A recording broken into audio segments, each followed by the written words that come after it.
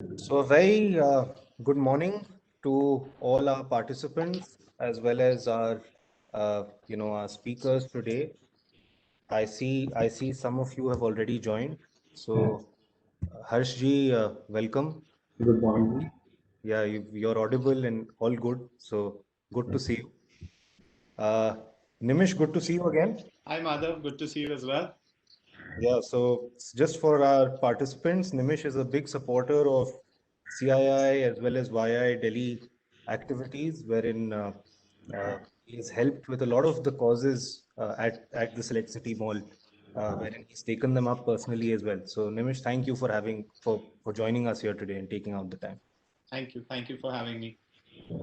Um, we also have Kaustubh Prasad ji. Kaustubh ji, again, thank you. Hi, Madhav. Glad to be here. Hi. So, Vishal, you can just kind of tell us when we can start, and we can then start the session depending on timing.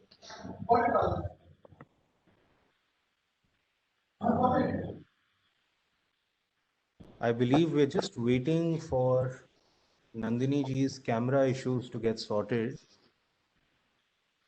and uh, we're still missing Sahil. So, so in the interim period, I just request you all to just bear with us for another couple of minutes uh, till we can start this session. There were some connectivity issues on the panelist link. Maybe I think others are facing as well. Yeah, possible. It's always, I think everyone's used to Zoom and, Teams. Cisco WebEx does throw us off sometimes. Yeah, true.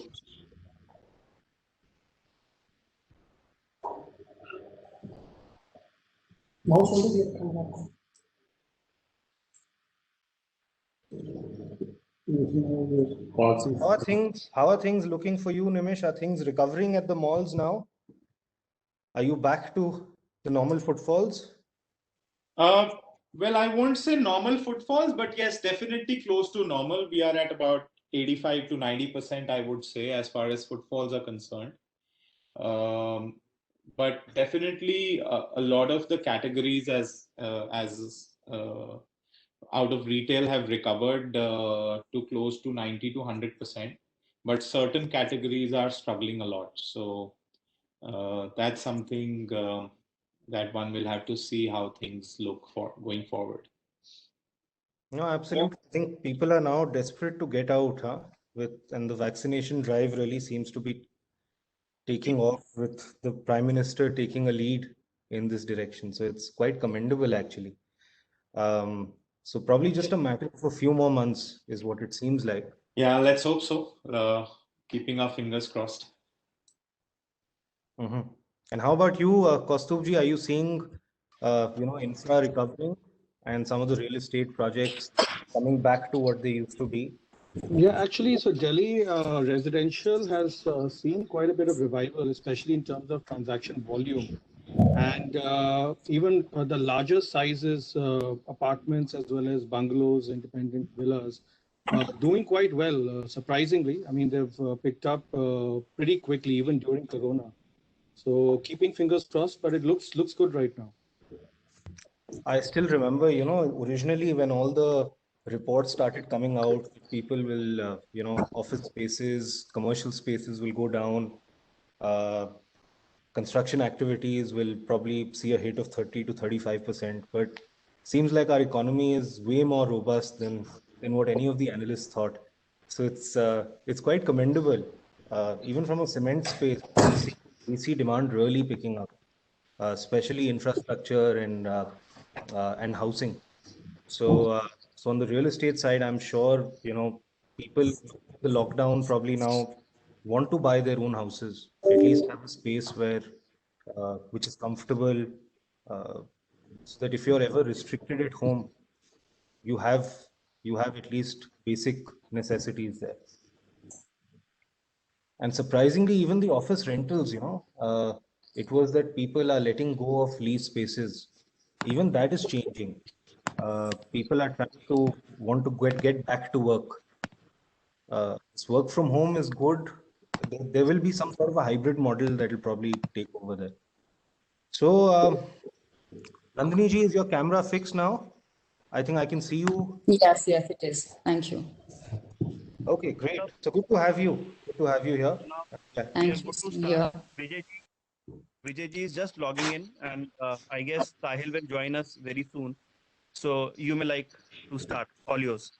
Perfect, Vishal. Just let me know when Sahil joins so that we can just officially welcome him. So, great. So, thank you very much, Vijay ji, for joining us. Is Vijay ji here? No, I don't see Vijay ji, but for, okay, Harsh Bansal ji, Director, Unity Group, Mr. Kaustubh Prasad, Managing Director, Sudyog Infra Projects Private Limited, Ms. Nandini Garg, Group Director, Raj Darbar Infrastructure, Mr. Nimish Arora, dear friend of mine, Director, Select City Walk, members of the Confederation of Indian Industry, our participants, good morning and welcome to this CII Delhi State Annual Session, The Changing Face of Delhi, Redesigned and Redefined. It is indeed an honor and privilege for me to connect with you all virtually today. In my capacity as the incoming Vice Chairman of CII Delhi State, I would like to extend my warm welcome to our esteemed panelists. Thank you very much for your kind presence and being with us at the CII Delhi State Annual Session. CII has been proactively engaging and working on policy advocacy matters in Delhi State with support from our large membership, which is actually the largest in India. We are trying to identify gaps, challenges, and address them with the help of the central and the state government. In fact, it was very heartening. We had the Honorable Lieutenant Governor here yesterday, and he spoke about the initiatives that they are trying to take to redevelop, redesign our city, as well as create more open spaces to take care of air, water, and the constant mounting of garbage and waste segregation, which needs to be addressed, and also multiple initiatives being taken. In fact, I'm sure we'll hear a lot more of it from the panelists here today. So while 2020 has been an unprecedented year globally, it has been able to create certain unique opportunities for the real estate sector that are likely to usher in a new era of innovation and digital transformation going forward.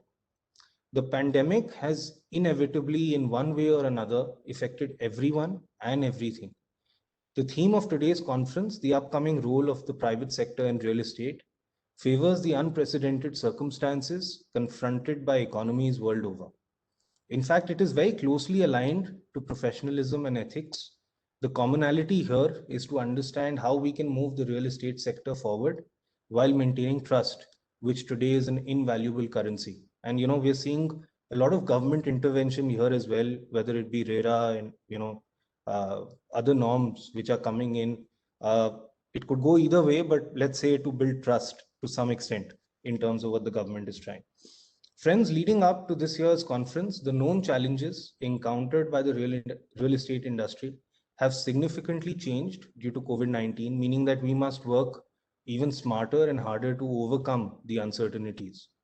The year 2020 has witnessed an amplified interest in alternate asset classes such as flexible workspaces, data centers, and cold storage units, wherein we're also looking at the transformation around agriculture. So we expect this interest to continue in 2021 as well. In these extraordinary times, real estate stakeholders across sectors have an opportunity to structurally reimagine their strategies to ensure sustained recovery. In fact, I'm very glad to know that so many of us have already recovered to at least 90%. Some are even seeing growth as we are going along. So doing so would require shifting from traditional approaches and embracing new transformational methods, which would be accelerated by widespread tech adoption, sustained policy impetus, and accelerated investor interest across real estate in India. We believe that with stakeholders becoming increasingly interconnected and dependent upon one another, they would need to jointly develop their real estate strategies going forward. So without taking much time, I would now like to let the industry experts present here give us their perspectives and address the upcoming role of the private sector in real estate. So Vijay ji, welcome. I'm just seeing you join the conversation. So I'd like to just start with a question to you, sir.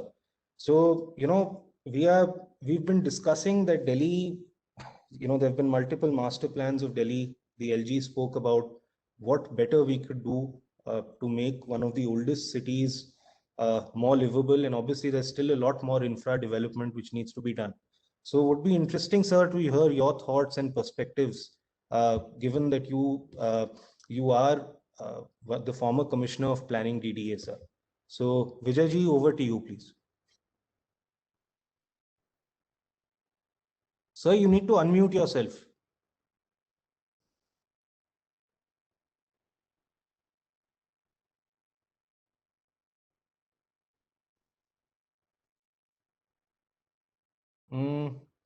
You'll see a small button on the bottom left side, sir. No, we still can't hear you. Vipinesh, can you please unmute Vijay ji, please?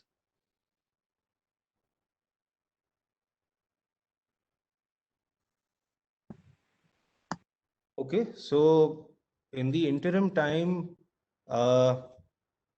Harshji, Mr. Bansal, would you like to give your thoughts on the revival of, generally infrastructure and real estate till the time Vijayji has his mic in order? Mr. Bansal?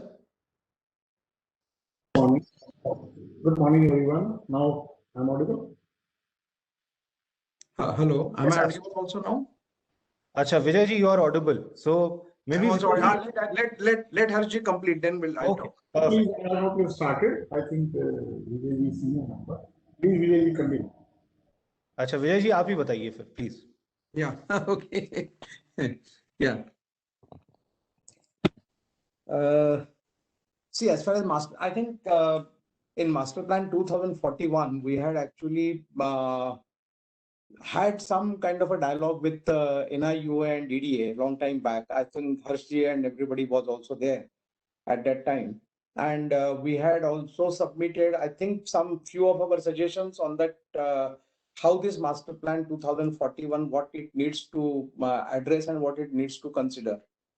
I think this is what, and I don't know what is the response from DDA, or was there any further correspondence from their side that we have received any response from them. But anyway, as far as Master Plan 2041 is concerned, what I really feel is that the most neglected area in terms of planning was local area planning.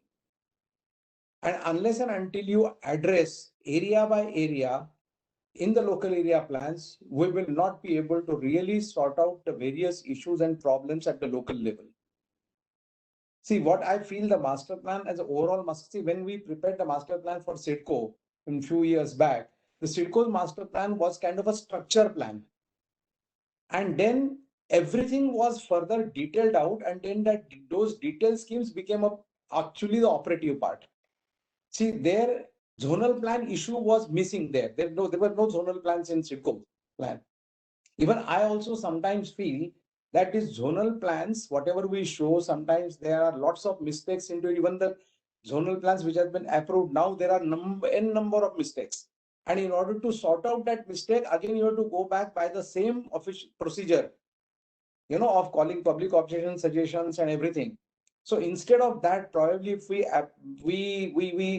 take an approach of having the overall structure plan for Delhi, and then everything is detailed out as schemes, then probably the various delays which generally occur in modifying the plans and taking modifications into account, that may reduce to a very great extent. The second part, which I feel that whatever time which we want to take to make the policies, but once we make the policy in the master plan, that should be implemented without any further iota of doubt. And unless and until that policy is implemented and seen its problems in implementation, the policy should not be changed. Otherwise, what happens? I mean, we have these few examples in front of us: 2013 land pooling policy and 2013 LDRA policy. Without any implementation, they were modified, or they are under process of modification. Right? Even this land pooling policy is still there are so many areas which they want to further modify into it, like your additional development controls. They are still not come. So these kind of things further actually delay the whole thing, and the policy which has been made generally loses its grip, because with the time the things changes again, and then you don't have again a time to rectify those. And when you want to rectify it again, you lose so many number of years. So this is what I really feel, that there has to be a structural master plan, and everything should be worked out as schemes, as a layout plans. And this for brownfield areas, local area plans is the only solution, that you can really work very hard on local area plans. And this local area plans should be made by the organization which prepares the master plan. And the local bodies, urban local bodies, should be the executors of that plan, so that there is a seamless connectivity between the master plan or a structure plan and the local area plan. See what is happening today. I think there was a huge exercise was conducted by the DDA. Almost around 30, 40 local area plans were given out for preparation, but none of the plan has really seen the ground reality, ground execution. So local area plan preparation is a very important factor in next master plan to come. I think they should take it very seriously. That part is what I feel. Nice. So Vijayji, as CII, what could we do to try and make sure that some of these things actually get executed? Like, you said that, there was a land pooling policy. There are so many policies, but they never see the light of the day. Or let's say a lot of initiatives of Master Plan 2021 actually didn't happen. We are already in 2021. So what can to change that aspect? Yeah. See, I think last time when we had this our group meeting on land management, we decided that we'll draft a letter probably, and Rishi took the lead that he, with my help, yesterday we worked on it, and we have really jotted down the various issues which needs to be taken into account in 2041. And I think Harji also probably is working on this. I think Harji. So what we can really do is that whatever points which we have made and whatever points come out of Harshi's this thing, we can combine it together and make it into a kind of a letter to DD. Because see, sending the letter is one thing at this moment, so that at least they can take into account while preparing the plan. But actually, we have to come into field when they notify the master plan for calling public objection suggestions. And that is the time where we have to really chip in very hard. At the moment, we can just send them only suggestions. That this is what you take into account or consider. But how, to what extent they have added it or they have taken that into account will come only when they will notify the master plan for objection suggestions. Sure. So there are a number of other policies like TOD. TOD is a very, very, very complicated policy which has been made by DD. Extremely complicated. So unless and until you simplify them, which can be understood very easily by the people and really they can be executed on the ground, then only these policies will benefit the city. Otherwise, they will just remain on paper. We'll have the satisfaction that we have done it, but what we can do? People are not coming forward. No, absolutely. Harsh, would you like to take things forward as to what your thoughts are on this matter? And I believe you've also. I had already jotted down and sent to Rishi, who is compiling it. Okay. On behalf of CII. Okay, great. Thank you so much. Thank you. Yeah. So Harsh Bansalji, your comments and thoughts generally, on this matter, as well as on development and infrastructure creation in Delhi. Good morning, everyone. So I'm fully in agreement with Vijay sir. Basically, you can say 2021 master plan was launched in 2007. So it is around 14 years past now. And if you see the master plan of 2021, it has a lot of things which was supposed to be implemented, as sir rightly said. But except this mixed land use chapter 15, which was implemented on the pressure of the public for, you can say, utilizing of residential property into commercial. Rest everything was not implemented. I will give you a few examples. In the master plan of 2021 itself, there was a provision of green building, you can say incentivization. But not even today, after 14 years have passed, not even a single incentivization of green building has been passed or even can say implemented. The LDR, which we all are discussing, we have lots of land available in Delhi, and which was supposed to be developed under low density residential, the greenhouse, can say, policy or farmhouse policy, what we call that. It is still not yet implemented. Land policy, land pooling policy, everybody knows that it is still not implemented, and we are getting, you can say, lots of complaints have started even now that people have booked apartment in land pooling policy, anticipation that things will be coming soon, and now it's a big fraud coming up. And I'm afraid this can be a very big scandal in Delhi. It can be bigger than any Colgate or something like that. There are thousands and thousands of people who have booked apartment as a membership of a society in a land pooling policy, and nothing is executed available on site. So it can be a very big scandal. Government have to take care of this. Similarly, the warehousing policy, and there are so many TOD and there are so many policy. I fully agree with Vijay sir that in 2041, we are very lucky that 2041 is coming very soon. Instead of launching a master plan, the implementation policy of master plan should be part of the master plan, or maybe simultaneously it should be launched. Otherwise, there will be no use. Similarly, in 2021, after 10 years, we all will be discussing that this policy was launched but not yet implemented.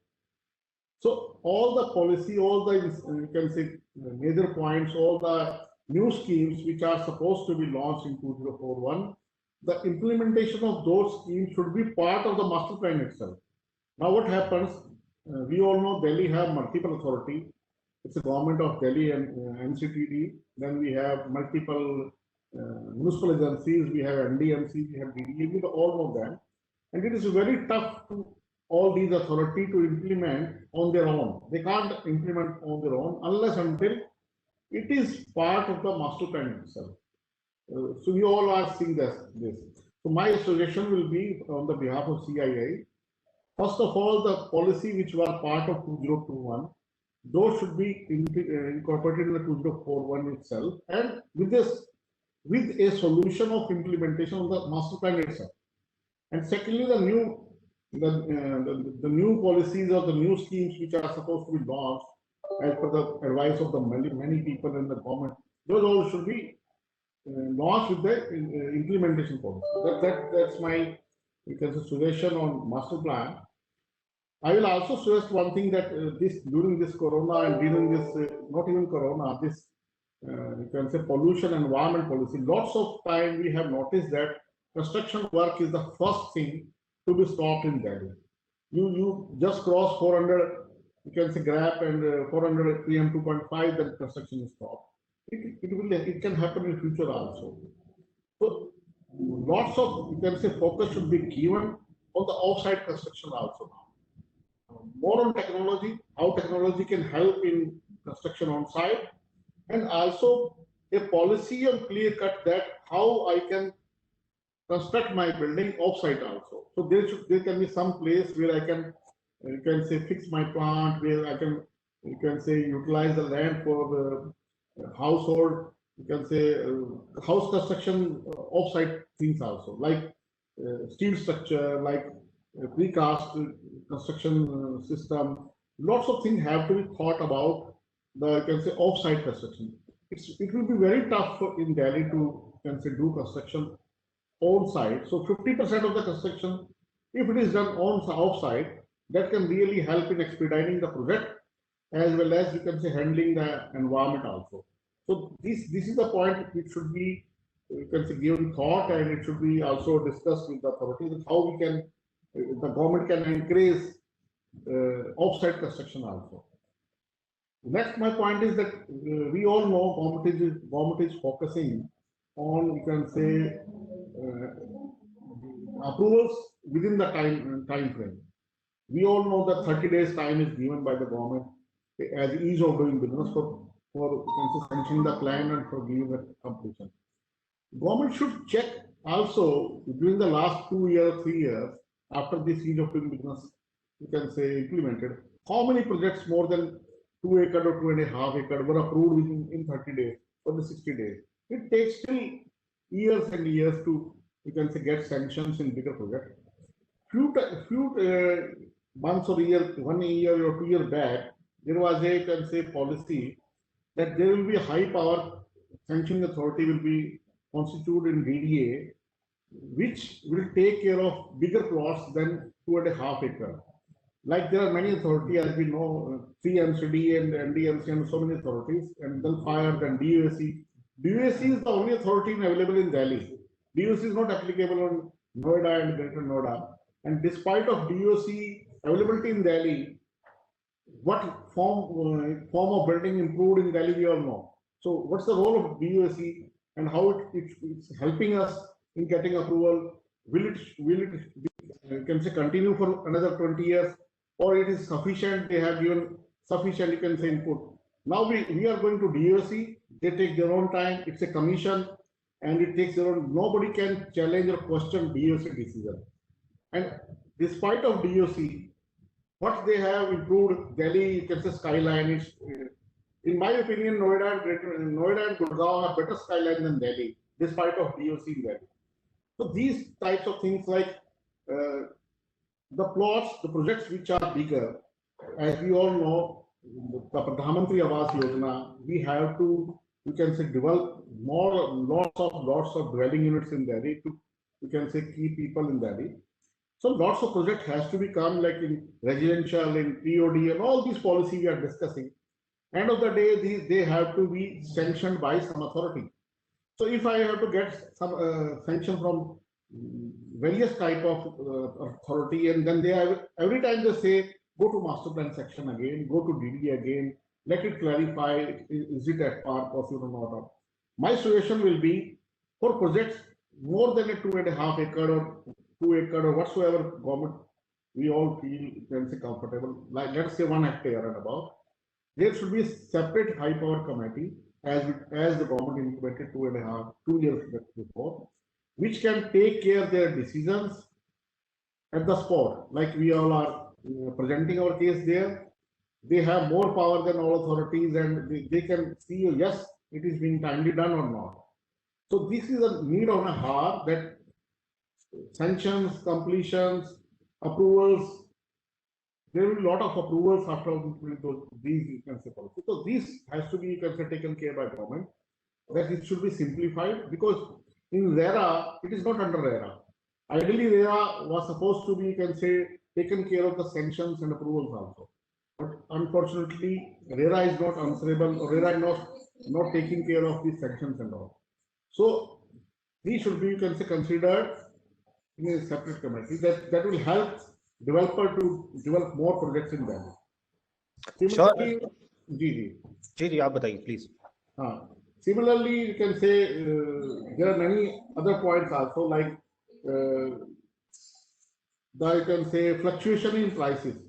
We all are observing that steel prices were, you can say, escalated 50% in 2.5 or 3 months. Now, as per the new policy or as per the new law in RERA, no developer can escalate their price what they committed. That is true. It should be. We all are in favor of that. But there should be some check on the building material price also. We all believe that it cannot possible in the market scenario that 50% of the steel price can go up in a month or so. It was certainly some cartelling or some type of arrangement by many manufacturers. I don't know. But there should be some authority which can control these type of, you can say, fluctuations in the building material prices. Otherwise, the things will start again, that developers will stop construction or slow construction, and RERA will, you can say, penalize them, and there may be multiple authorities. So in terms of making this smoother life, there should be check on these things also. So that's my another point. Thirdly, I will also like to thank Delhi government. They understood this circle rate issue, which was a big issue in Delhi. the circle rate was reduced for 20%. You can say for ease of, you can say, transactions in Delhi. It was a very welcome move. I think we all should request Delhi government that it is a good move, but it is for only for 6 months. 6 months, in my opinion, is a too short period. It should be at least considered for 2.5 years, 3 years, because it takes time to, you can say, transacting real estate. It's a long process. So these are the 2-3 points which the CII should take with the various authority. And rest, everything we know about that there are many issues still unresolved in the real estate sector. First, the major issue is the GST. There is no GST input available to the real estate market, which is a big concern now. The cost of the construction is increased by 18%, which is a huge in terms of, you can say, cost. If you have a project of 1,000 crore construction and your 180 crore cost is, you can say, increased because there is no input available. I am buying cement and paying a 28% GST and unable to get the input on the cement. I am buying steel, everything which is 18% GST. So the purpose of GST is, you can say, defeated. Purpose of GST was, you can say, to add value every time to get the input and the pay, you can say, duty to the government on the increased value, like the VAT. So this should be certainly taken up by the CII, so that with a detailed presentation that how it is implementing the cost of the construction. Similarly, I will say the bank rates, government was kind enough to, you can say, pass on repo rate or reverse repo rate to the banks. I think now it's one of the lowest in your lifetime. 4%. We have never heard that reverse repo rate and repo rate is 4%, which is a very decent repo rate. But still, banks are charging 7.5% from our buyers, which you can say still need to be, you can say, passed on by the bank. Government should certainly, because as a CII, we should request government to check on the banks that are they passing this through RBI or something, that are they passing this facility to the customer or not. So these are the few, you can say, points for the various authorities. Harshji, sorry, I'm going to stop you here. I will have to give some time to the other panelists as well. I'm sorry. So, I will just, we will come back to you agar thoda aur samay mil paye, but I think you've given some very pertinent points, and some of them we would definitely like to even take up as CII. In fact, we can discuss separately as well, because we have a panel on real estate and urban development, which actually meets with the LG as well as, the issue, as you said, is there are multiple agencies in Delhi, but it's important to, get all of them in the same direction. So we can take it up accordingly, and I will touch base personally with you on this.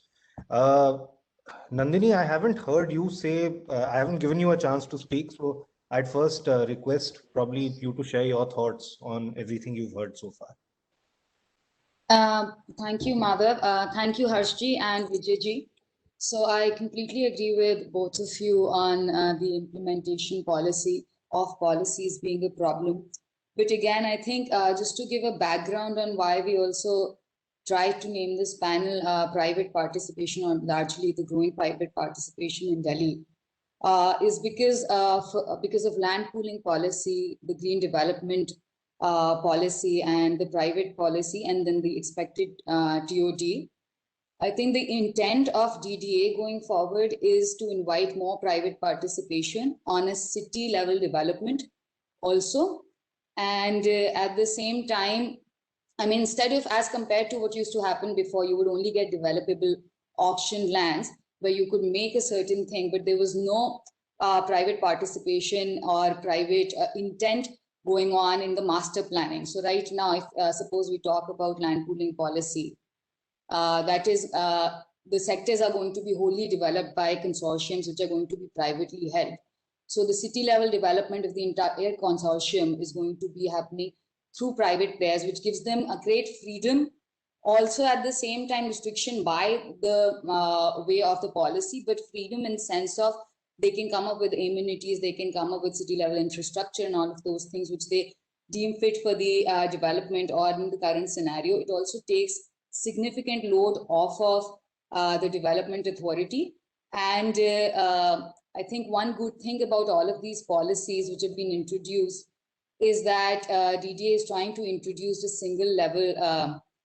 single window agency to pass all of these plans and all of these things. So it gives these policies kind of, what should I say, a good hope going forward, that if you have a plan, if you have an implementation plan that you've applied for, there's going to be a finite period of time within which it should get approved, and you only have to deal with one authority going forward. Some of the shortcomings, as Harshji and Vijayji mentioned, is obviously there's been a policy paralysis in place for the longest time. These policies were all intended in year 2000, and now we're sitting in year 2021, which was originally supposed to be the master plan of Delhi 2021.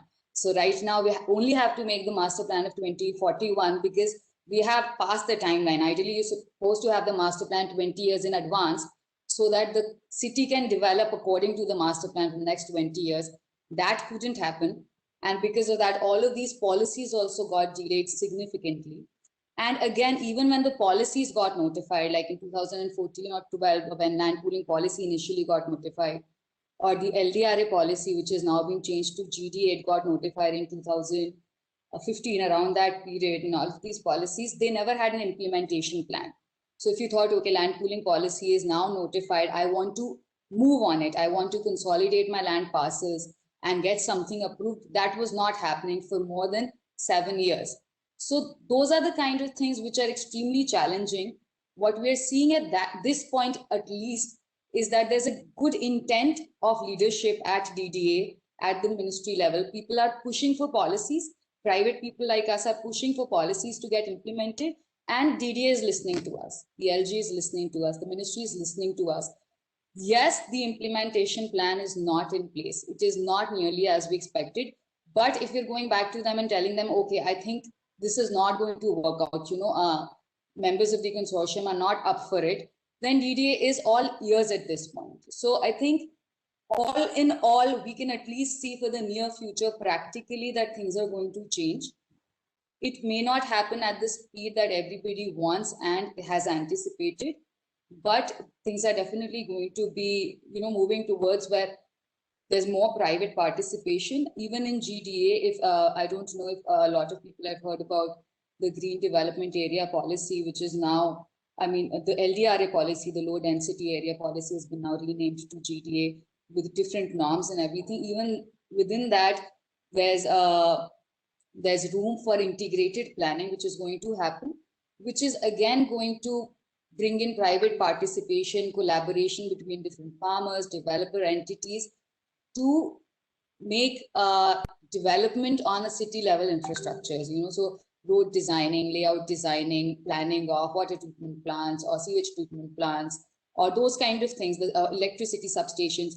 So I think all in all, if everything goes according to the plan at this point and the leadership stays as strong as they are right now, and perhaps put in a little bit more, like I love the idea that Harshji put forward of having like a high level committee, which can constantly, basically become like the one set authority for kind of taking these redressals. If the policy is not being implemented, then that high level committee should go forward and say, okay, we are going to come up with a solution. It is not going to be like, okay, some commissioner at DDA made this policy, then that person retired, and then some another person, director, is taking care of it. And now because that person's also retired, nobody knows what's happening. That shouldn't be the case. There should be one stable authority or committee at DDA, which could perhaps take major decisions like this.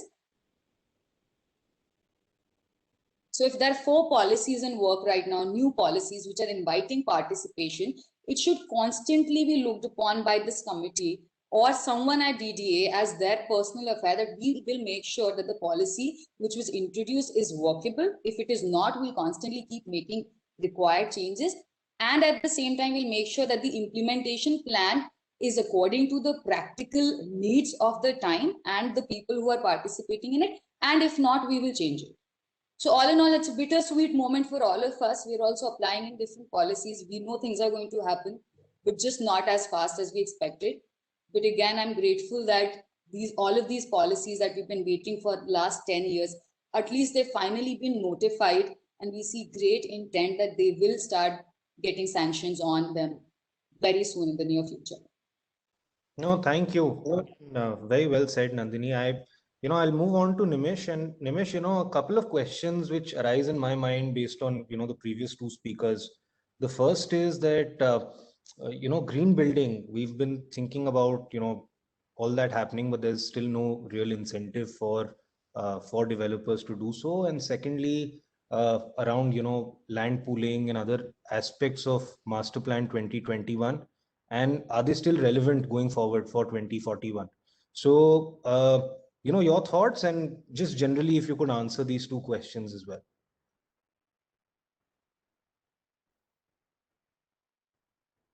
Nimish, are you there? Sorry, I didn't realize I was mute. Good afternoon, everyone. So thank you for having me on this panel. Very interesting set of observations by all the previous panelists. And I was just taking some notes as well.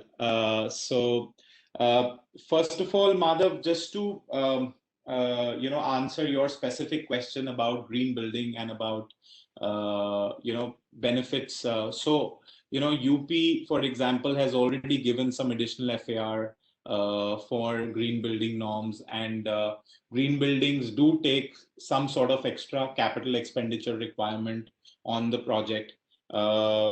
We have already taken a green rating, a GRIHA green rating for our center, which was done recently, a couple of years ago. We are anyway a zero discharge mall, etc. But that said, I think if there is some sort of a policy incentive given to developers, it will really drive everybody to adapt and adopt both the green building norms as a going forward, especially with the kind of air quality situations that we all deal with, specifically in Delhi.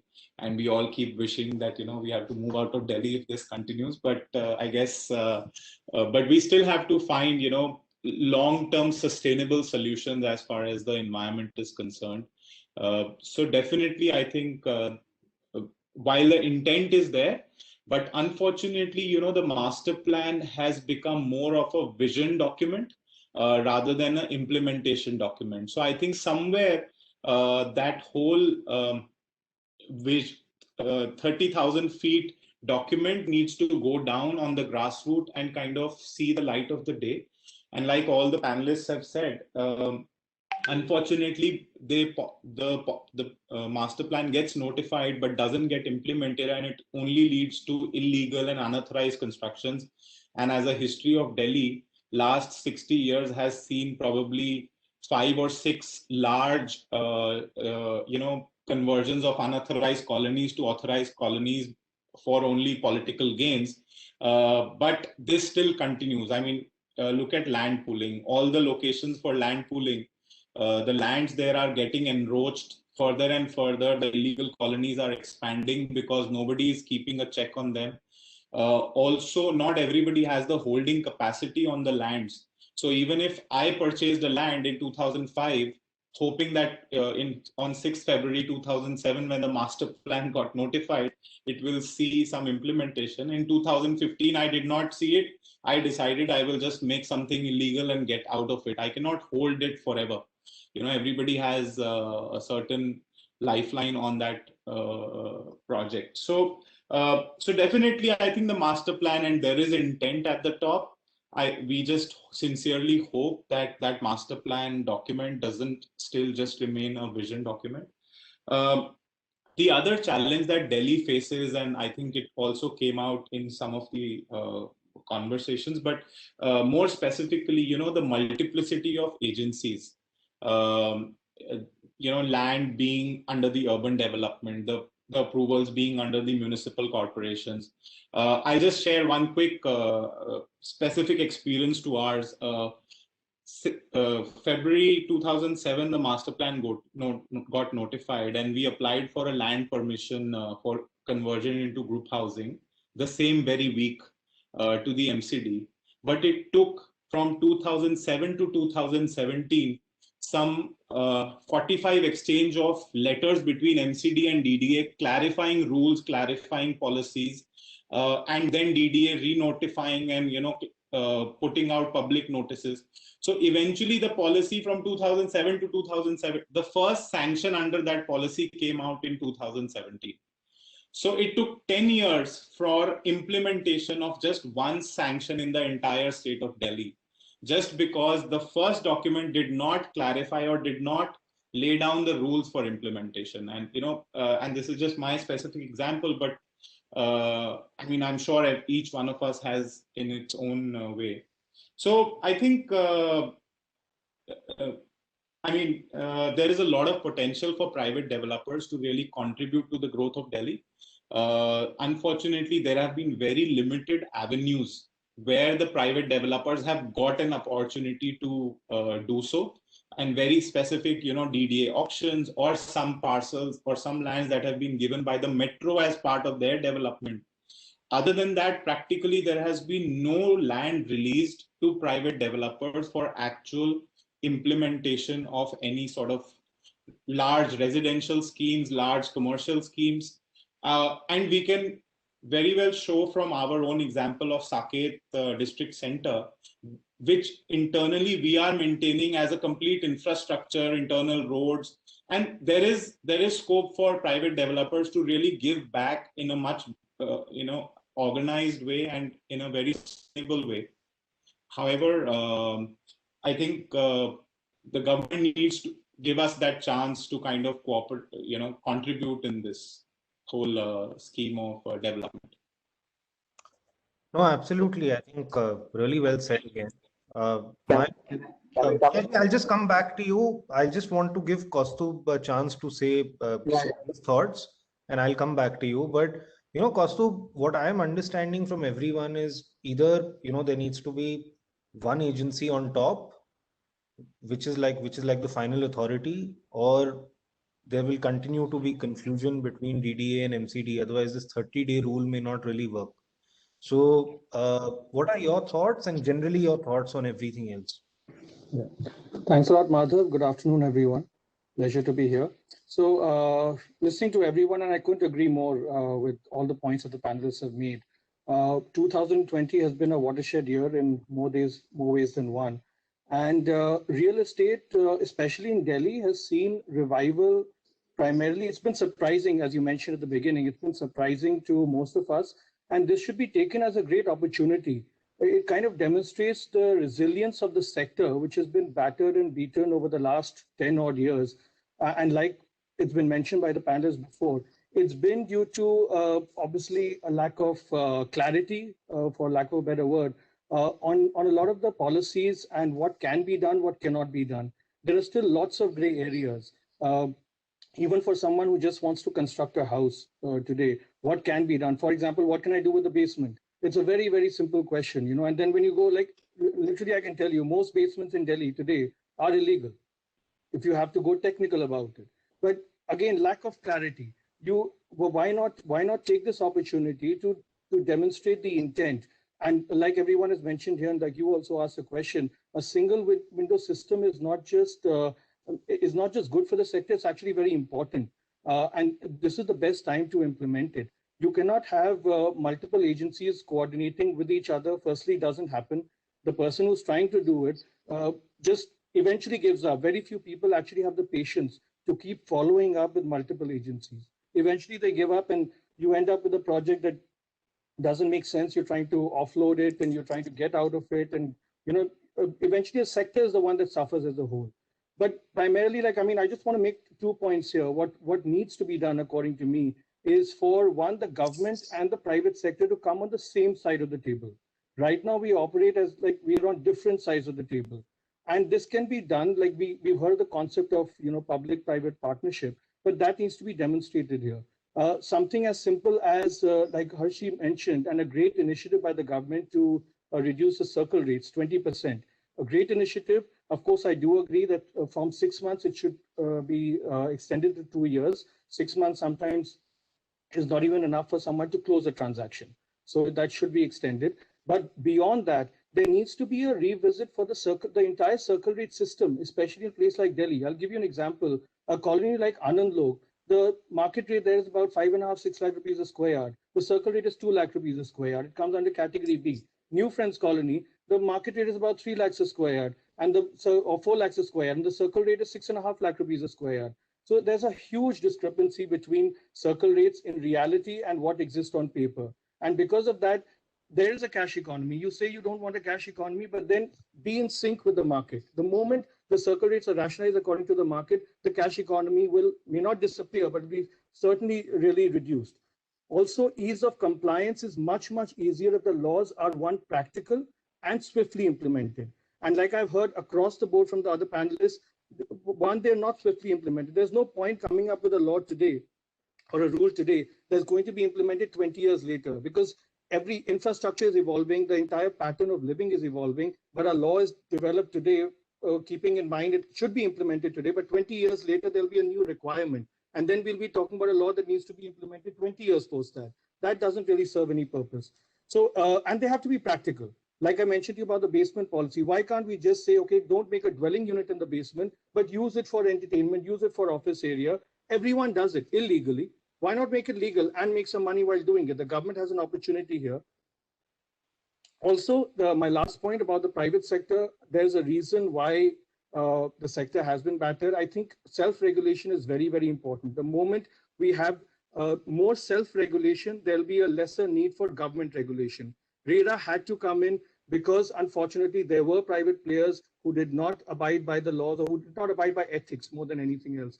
And that is something that the private sector does need to introspect on, and we as a sector need to come together and ensure better self-regulation. Thanks, thanks, Kaustuv. Again, very valid points. Vijayji, you were trying to say something. I'm so sorry to, please. Just a little one or two comments on what the speakers have suggested. What Mr. Arora suggested about, and what Harsh was also talking about, a kind of a unified top-level committee to really look into the various project implementation and execution. See, let us try to understand. Unless and until all the entire activity of urban development comes under one ministry, this thing is very remote and very difficult. See, municipal corporation works under the law of municipal law. DDA works under the Delhi Development Act. You cannot bring them together and there can be one capping agency which will dictate MCD also and dictate DDA also. That may not be possible. See, what is at the moment, the difference is that there are UBBLs, but the operation procedure of the UBBL, of MCD and of DDA is different. What we can really say and bring in that this operation procedure has to be same. There should not be any change in the operation procedure. That is one thing that can be done. But having a committee to really see that, then the issue of DUAC came. The DUAC is only in Delhi, nowhere else in the end. See, there were 3 or 4 DUACs. One was in Bangalore, one was in Bhopal, but all were closed. I fully agree with Harshji that the skyline of Gurgaon or Noida is definitely much, much better than the skyline of Delhi. There's no doubt about it. And this has to be done away with. There is no need of DUAC in Delhi. Your bylaws and master plans are so stringent already. And naturally, the DUAC also has its own ways and whims of, looking at the aesthetics. See, they were basically made for looking at the aesthetics. But yes, that is a separate issue. Then the basement issue, which was being made by basement issue, yes, basement clarity is very, very missing everywhere. And what we really need, the master plan of 2041 is more permissive than restrictive. See, what we are believing right from 1962 master plan till today, that we want to restrict everything. Don't restrict, permit, be permissive. And to make that permissiveness, whatever is needed, you add into it. See, as a CII, we can always give our recommendation because see, we were actually mixing various issues. Master plan is a separate entity. UBBL is again a separate thing. So we can give our separate recommendations, that recommendations for master plan and recommendations for implementation issues. Implementation issues we can bring in separately because they can't be a part of the master plan. That is true. Now, Vijayji, again, very valid views. I see we keep discussing, even recently we discussed on ease of doing business ranking. See, from a business perspective, there is no real industry in Delhi. The Yeah. things which are there, it's either the service sector, or it's, you know, knowledge-based development, or it's maybe R&D centers which could be opened, or you know, let's say real estate, because there has to be development of real estate infra in a big way actually in Delhi. So when you look at the ease of doing business rankings, it's probably down to 12. And there are lots of discussions as to how to bring this up as well. But with this type of lack of clarity and, you know, slow approvals, I'm sure it's going to be very difficult to bring it up. But the intent seems to be there. Obviously, I think this suggestion is good of the UDPL, but again, changing operational procedures, standardizing them, I'm not sure how big a task it will be for both these agencies, but it's something we can definitely propose. Another area where personally I feel, I'm sure it must be painful for every developer, is this construction ban for 2 months or 1.5 months, which comes in the Delhi NCR region, and it now seems to be a part of life. I mean, it has now been happening for the last 2-3 years. So, you know, everyone talks about this, but in terms of action, it's very difficult to see what type of action can be made. And everyone's even gone through the report, but what one sees is, you know, one is we say that construction activities relate to create that dust, but it's also the demolition activities. So what can be done around that demolition activity so that, you know, construction doesn't get also linked completely with that, even though construction will only happen when the demo. And the second aspect is pertaining to road dust, because it's very clear that road dust contributes to about 25-30% of this emission, which is as per the IIT Kanpur report.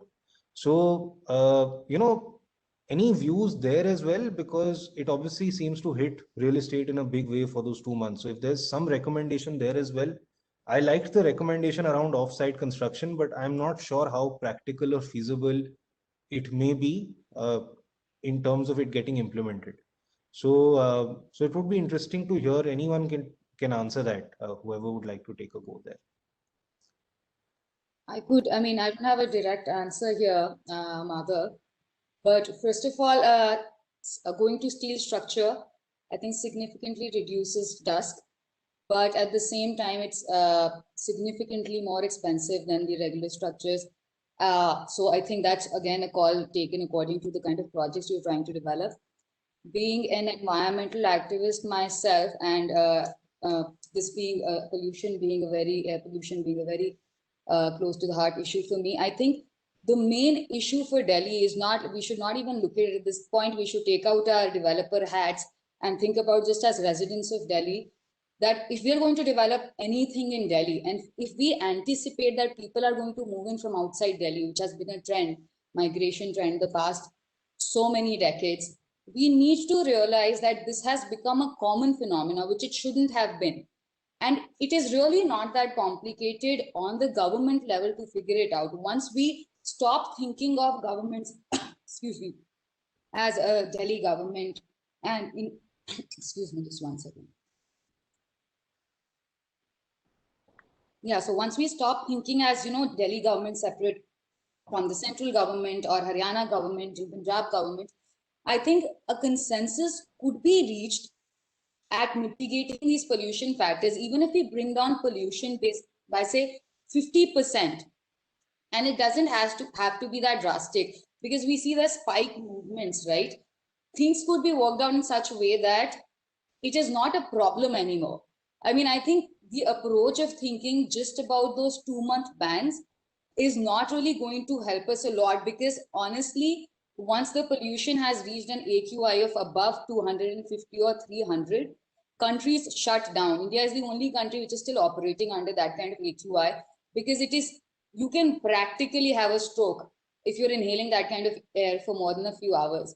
So I think the main thing at this point, even if we are working as a real estate panel or a real estate committee, should be that moving to the governments and telling them that you should really work on this. Like they've worked on eastern peripheral highways, western peripheral highways, just KMP and everything, which is worked around Delhi.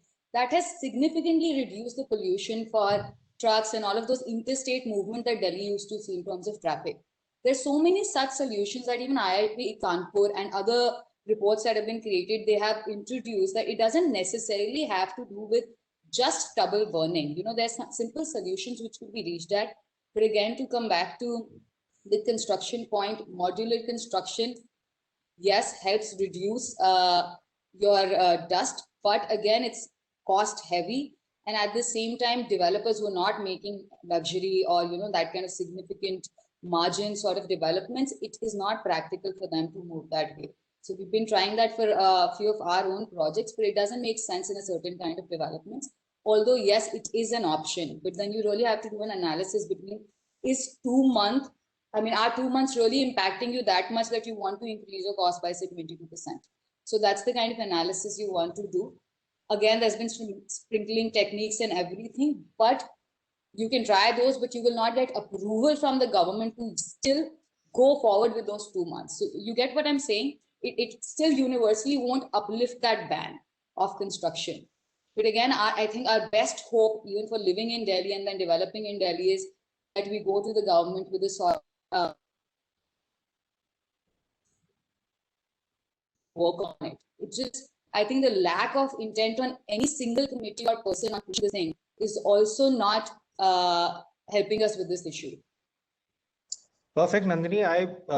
Harshi, I have one more question for you. You mentioned about GST on real estate. I don't think we could really talk about that subject that much, but obviously you have the inputs, but you're not able to, you know, there's no ModVat credit you can get for it. So I know it doesn't have anything to do with Delhi as such, but it's more it's a union taxation subject. But could you maybe throw more light on it, that on the I mean, how exactly does this work? Thank you, Madhav. So I could talk about it, but this is actually an issue I think closer to Harshji's heart. So maybe you would want him to speak on this. So I will first quickly respond to the other panelists, co-panelists. The first thing is that I fully agree with the Costo point that we should first be self-regulatory. We should be doing business ethically, and there should be no need of RERA. I think we are in the business of this real estate from the last 20, 30 years, and it was not required RERA. We should actually self-regulate ourselves first. I think it was not required in Delhi. Unfortunately, it was required in Noida and Greater Noida, where the government issued, government allotted land on, you can say, on long-term installment basis. So there were multiple issues. The government allotted land on 8-10 years, you can say, installments, and the developer took again, you can say, this loan on for the construction, and the buyer took loan on further for that, you can say, their own. So there was one land, and there was 3 people who are, you can say, having charge on that land. And when there was a slowdown in the, you can say, real estate, or there was issue regarding this, you can say, bird sanctuary, the first one, and then the land acquisition by Kisan Andolan, Noida, Greater Noida, this, you can say, the projects were delayed, and all the interest burden and this will, you can say, it was a big impact on Noida, and the projects were delayed.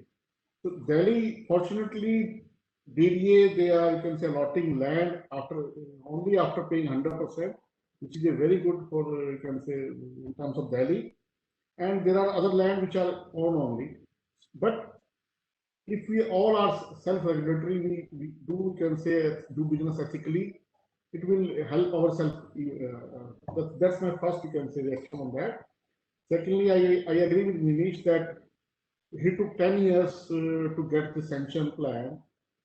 I will console Nimish by saying that we have some experience which took more than 10 years here. So please be satisfied yourself. You are lucky that you get sanction in 10 years. I have some examples which are still taking more than that. So we are all here to, you can say, give us input and give suggestions to the government that we should also be, you can say, taken care. Why it is taking 10 years or 5 years or even 2 years is, you can say, much more for any project. When we are talking about RERA, we are discussing about RERA also. the issuing of completion of certificate is not in the hand of a developer. So how can I be answerable to RERA issuing a completion certificate? My RERA should end when I apply to the government for a completion certificate, unless until it is rejected. If it is rejected for not completing the project, okay, I agree with you.